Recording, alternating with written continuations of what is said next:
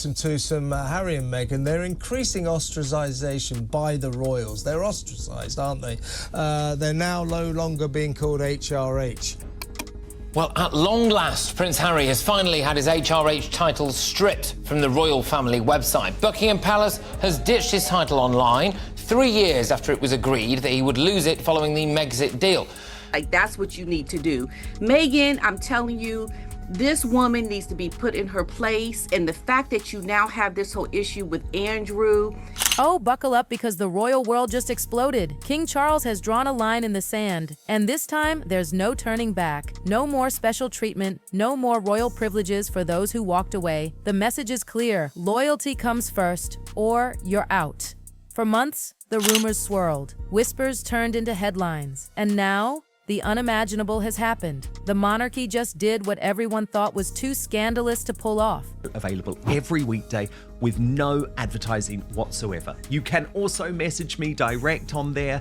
That's www.outspoken.live. After endless speculation and months of palace gossip, King Charles finally did the unthinkable. He stripped Prince Harry and Meghan Markle of their royal titles. Yes, you heard that right. No more Duke and Duchess of Sussex. From this moment forward, it's just Harry and Meghan, plain, ordinary, no crowns, no curtsies, inside royal circles, jaws dropped. The shock was electric. You could almost hear the gasps echoing through Buckingham Palace. It's the kind of drama that makes even the crown jewels tremble.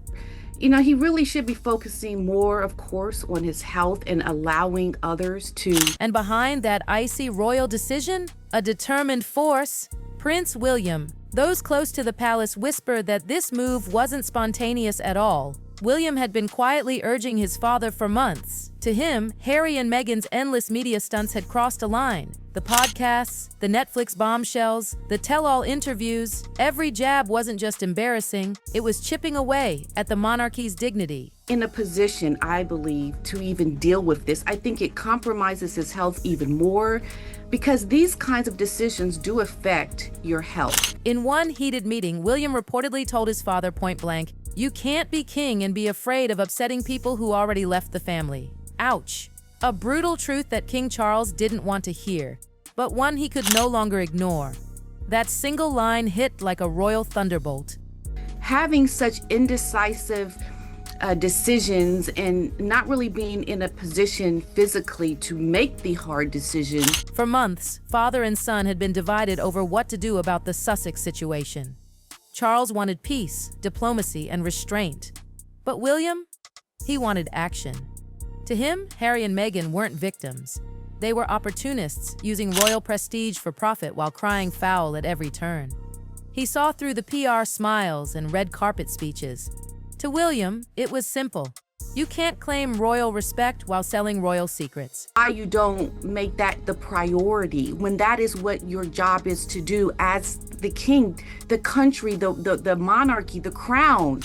The real breaking point came when Meghan was caught using her Duchess title in business filings, something she had promised Queen Elizabeth she'd never do.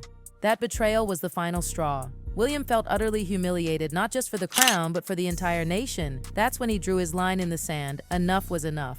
By all these indecisive things that look like you've made a choice, but they're not really concrete choices that are. And though Charles may have signed the final papers, make no mistake, this was William's victory. The heir to the throne finally made his mark, showing that when the time comes, he won't hesitate to protect the institution, even from his own blood. The student just became the master and the crown just got a new guardian. Happened is comical. It's not even real. Like what? He's just now Prince Andrew instead? While the palace handled the emotional explosion, politics started moving behind closed doors. Insiders revealed that Parliament had already been discussing ways to legally strip or restrict royal titles for those no longer serving the crown. And guess who was at the top of that list? Harry, Meghan, and even Prince Andrew. The British government had grown tired of royal scandals dominating the front pages while real national issues took a back seat. Makes it a joke And I just want William to really make the decisions that he needs to make. And I also think that part of the reason that the king is so indecisive is because one Westminster insider summed it up perfectly. It's not about feelings anymore. It's about structure, law, and image. The monarchy, after all, is a public institution. And when that institution becomes a global punchline, it's everyone's problem, even Parliament's. Like the bad guy when it does come to Prince William reportedly supported the idea of a sweeping bill,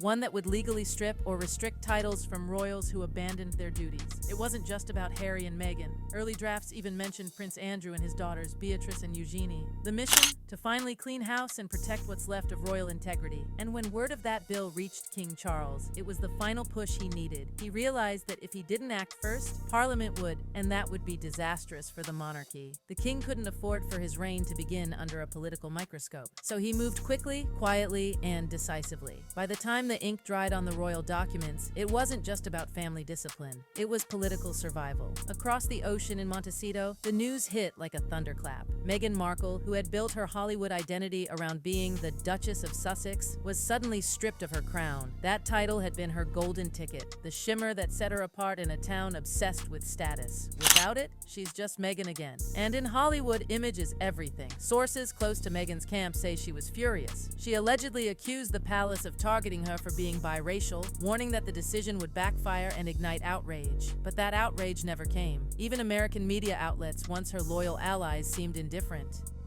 The tide had turned, and for the first time, Meghan found herself out of the spotlight she once controlled. Behind closed doors, her team went into full panic mode. Several of her upcoming projects reportedly revolved around her Duchess identity, from branding to product names to marketing material. As one Hollywood executive bluntly said, her title was her brand. Without it, the shine fades fast. Meghan had once promised Queen Elizabeth she'd never use her title for profit. But since stepping down, she trademarked everything from the TIG to archetypes. Now that empire stands on shaky ground. This isn't just a royal setback, it's a business catastrophe. The same Hollywood producers who once begged to work with her are now quietly backing away. The industry is ruthless, and without that Duchess glow, Meghan's fairy tale image is starting to crumble. While Meghan's reaction was all rage, Harry's was heartbreak. Insiders say he took the news harder than anyone could have imagined. For him, those titles weren't vanity. They were connection. They were a link to his late mother, his heritage, his home. Losing them wasn't just a demotion. It was an identity crisis. The timing wasn't random either. Just as the world was still reeling from Prince Andrew's quiet removal of his Duke of York title, King Charles drew another line. No more double standards, no more exceptions. Critics had long accused him of protecting Andrew while punishing Harry, but by acting against both, the brother and the son, Charles silenced that narrative in one swift, ruthless stroke. It was a message carved in royal marble. The rules apply to everyone. The irony? Prince Andrew reportedly felt relieved. While his exile pushed him out of the limelight, Harry and Meghan thrived on attention. And now, with their titles gone, that spotlight dimmed. For two people addicted to visibility, being invisible might just be the worst punishment imaginable. For the monarchy, though, it was necessary. The titles had turned toxic, symbols of hypocrisy rather than honor. Charles's move wasn't just personal, it was purification, a cleansing of the House of Windsor's tarnished image. Royal experts say it's not just Harry and Meghan's lives that changed, their children's future did too. Meghan had fiercely fought for Archie and Lilibet to have royal titles, calling it their birthright. But that claim now holds no weight. By removing their parents' royal ranks, Charles effectively shut that royal door forever. Archie and Lilibet will grow up as American kids, not Windsor heirs. No palaces, no protocols, just California sunshine and a last name that once meant royalty. Behind palace gates, the move sparked fury in Montecito. Meghan reportedly told friends Charles robbed her children of their legacy. But royal insiders fired back. Legacy is earned through service, not demanded through status. That single statement captured everything the palace wanted to say, but couldn't. Being royal isn't about fame. It's about duty. Once the news hit the internet, all hell broke loose. Hashtags like #BuySussex and #King Charles finally acted exploded across social media. Within hours, royal gossip dominated every feed from London to Los Angeles. Some called it justice, others called it cruelty, but everyone was talking. Royal watchers declared it the moment Charles finally became king. For years, he'd been accused of being too soft, too cautious, too afraid of confrontation. But now, the gloves were off. The king was reigning with authority. American reaction, however, was a wild mix. Meghan's die-hard fans cried racism, revenge, and victimization. But many others, even in the US, admitted they were exhausted. They wanted privacy, one user wrote. Now they finally have it. No titles, no excuses. News anchors and late-night hosts feasted on the story. British tabloids ran dramatic headlines like, "The Crown fights back," while American talk shows debated whether Charles had gone too far. But the irony? For once, it wasn't the palace being dragged. It was Harry and Meghan. The sympathy pendulum had finally swung the other way. Behind the scenes, palace insiders described William's reaction as pure composure.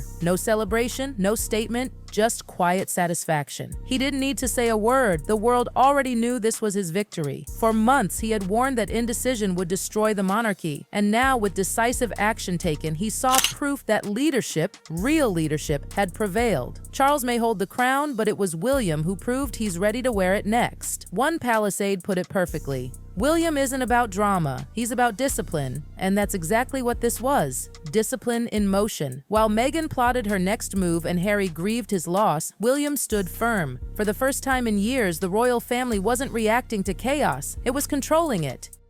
As for Meghan and Harry, their world has never looked more uncertain. No royal backing, no official recognition, just two celebrities clinging to a fading brand. The Sussex era, once glamorized as modern and rebellious, now feels like a Hollywood subplot that overstayed its welcome.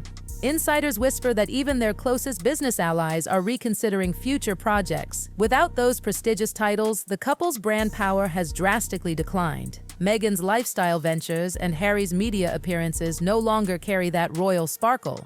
And in an industry built on relevance, that's lethal. Across the Atlantic, the palace is quietly moving on. The royal website updated, the titles erased, the hierarchy restored. It's not just a cosmetic change, it's symbolic. For Charles, this was never about revenge, it was about restoration. After years of turmoil, leaks, and tell-all chaos, he's finally reasserted what it truly means to be royal. Service, loyalty, and restraint, not contracts, cameras, and California red carpets. Royal aides say Charles now feels a calm he hasn't known in years. For once, he's not chasing the headlines. He's commanding them. The crown has spoken. The monarchy stands firm. And Harry and Meghan? They stand outside, watching a palace that no longer calls their names. In Montecito, the silence must feel deafening. The glamorous couple who once dazzled the world as the Duke and Duchess of Sussex are now just Harry and Meghan, two public figures trying to stay relevant in a world that's already moved on. It's poetic in a way. What began as a royal fairy tale has ended as a royal cautionary tale. King Charles's decision might have come late, but it came when it mattered most. His reign began in turmoil, but now it feels steadier, stronger, and unapologetic. This was his declaration that royal privilege is not permanent, it's earned, and for the monarchy, it's a rebirth, a moment of reclaiming dignity and drawing the boundaries between crown and celebrity once and for all. So as the sun sets over Buckingham Palace, a new dawn rises for the royal family, one defined not by tabloid drama but by tradition restored. And somewhere in California, as the headlines fade, Harry and Meghan must face the harsh truth. The titles are gone, the door is closed, and the crown, well, the crown has spoken.